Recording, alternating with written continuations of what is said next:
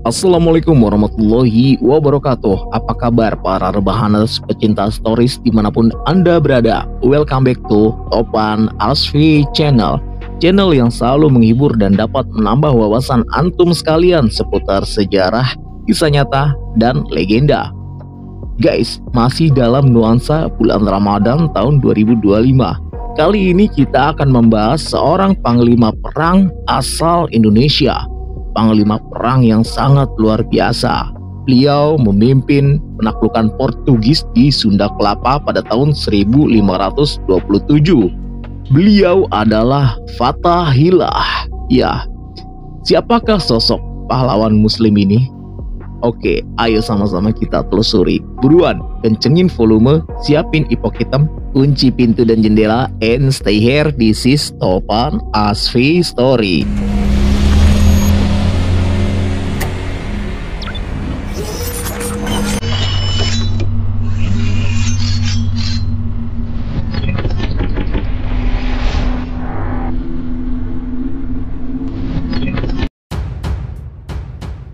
Fathahillah atau Faletehan merupakan panglima pasukan kerajaan Demak Cirebon yang memimpin penaklukan Portugis di Sunda Kelapa pada tahun 1527.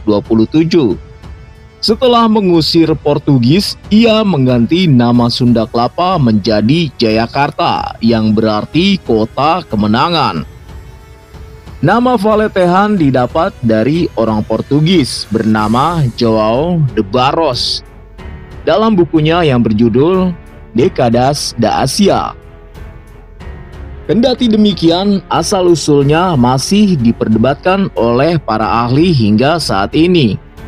Bahkan ada yang menganggap bahwa Fathahillah dan Sunan Gunung Jati adalah orang yang sama. Benarkah Fathahillah merupakan orang yang sama dengan Sunan Gunung Jati? Ya, ayo guys, sama-sama kita telusuri lebih dalam lagi. Asal-usul Fathahillah. Mengenai asal-usul dari Fathahillah, terdapat banyak pendapat dan riwayat yang dikemukakan oleh para sejarawan. Salah satu pendapat mengemukakan bahwa Fathahillah berasal dari Pasai, Aceh Utara yang memilih untuk hijrah ke Mekah setelah tanahnya dikuasai Portugis. Setelah beberapa tahun di Mekah, Fathahillah kembali ke tanah air, tetapi bukan ke Aceh, melainkan ke Jawa, tepatnya di Kerajaan Demak.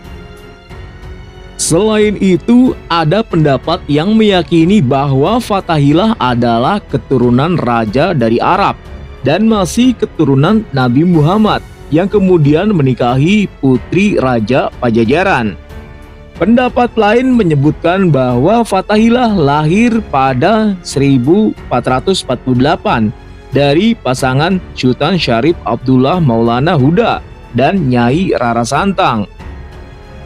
Sultan Syarif Abdullah Maulana Huda disebut sebagai pembesar Mesir keturunan Bani Hashim, sedangkan Nyai Rara Santang adalah putri Raja Pajajaran, Raden Manahrasa. Soal hubungan keluarga, banyak yang meyakini Fathahillah merupakan menantu dari Sunan Gunung Jati. Menaklukkan Sunda Kelapa.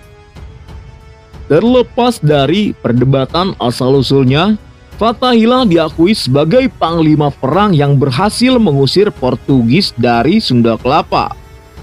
Para sejarawan berpendapat bahwa Fathahillah menginjakkan kakinya di Jawa pada tahun 1525, tepatnya di Tanah Sunda. Kedatangannya disambut baik oleh Raja Sunda, Prabu Surawisesa, yang dikenal oleh Portugis sebagai Raja Samio. Kerajaan Sunda pada saat itu telah melakukan kerjasama dengan Portugis guna melegitimasi kekuasaannya di Sunda Kelapa dari kekuatan politik Islam di wilayah Jawa atau Mataram. Namun Fathahillah menilai bahwa kehadiran Portugis di Sunda Kelapa merupakan ancaman bagi seluruh wilayah Nusantara, terutama Jawa. Fathahillah kemudian pergi ke Demak dan mengabdikan dirinya kepada Sultan Trenggono penguasa kerajaan Demak saat itu. Sultan Trenggono kemudian menikahkan adik perempuannya dengan Fathahilah. Selain itu, Fathahilah juga diberikan kuasa terhadap ribuan prajurit untuk mengislamkan Sunda dan merebut Sunda Kelapa dari Portugis. Dalam perjalanannya ke Sunda Kelapa, Fathahilah singgah di Kesultanan Cirebon untuk menggabungkan kekuatannya. Fathahilah diperkirakan membawa 20 kapal yang mengangkut sekitar 1.500 pasukan di bawah pimpinannya. Ekspedisi itu mulai dilancarkan pada tahun 1526 dan berakhir pada 22 Juni 1527 ketika pasukannya berhasil mengalahkan Portugis dan menguasai Sunda Kelapa. Setelah berhasil mengusir Portugis, Fathahilah mengganti nama Sunda Kelapa menjadi Jayakarta, yang akhirnya sekarang jadi kota Jakarta ya guys. Penaklukan Fathahilah atas Portugis pada 22 Juni 1527 kemudian diperingati sebagai Hari Jadi Jakarta. Hubungan dengan Sunan Gunung Jati. Sejarawan seperti Slamet Muljana dan Hussein Jayadiningrat berpendapat bahwa Fathahilah dan Sunan Gunung Jati merupakan orang yang sama. Mereka meyakini bahwa Fathahilah selain sebagai penakluk Sunda Kelapa juga sebagai seorang pendakwah agama Islam di Cirebon hingga akhir hayatnya pada 1570. Namun pendapat itu dibantah bahwa Fathahilah dan Sunan Gunung Jati merupakan dua orang yang berbeda. Hal ini dibuktikan dengan adanya makam Fathahilah dan Sunan Gunung Jati yang berada di lokasi berbeda. Selain itu, pendapat terkait sepak terjangnya juga berbeda. Fathahilah dikenal sebagai seorang panglima perang Demak, sedangkan Sunan Gunung Jati adalah anggota dari Wali Songo yang menyebarkan agama Islam di Jawa. Fathahilah terlahir dengan nama Fadilah atau Maulana Fadilah pada 1471 dari Ibu Syarifah Siti Musalimah binti Maulana Ishak dan ayah Maulana Mahdar Ibrahim Patakan bin Abdul Ghafur. Guru-guru beliau diantaranya Maulana Mahdar Ibrahim, Sunan Kalijaga, dan Sunan Gunung Jati. Fathahilah wafat pada tahun 1570 dan dimakamkan di Komplek Pemakaman Makam Sunan Gunung Jati, terletak di Gunung Sambung, masuk Desa Astana, Kecamatan Cirebon Utara, Kabupaten Cirebon. Sosok pendiri Jakarta itu dikebumikan di samping Sunan Gunung Jati. Makam Fathahilah banyak dikunjungi para peziarah. Tidak hanya datang dari wilayah Cirebon saja, banyak peziarah yang datang dari luar kota dan bahkan dari luar Jawa, yang makamnya berada di Komplek Pemakaman Makam Sunan Gunung Jati.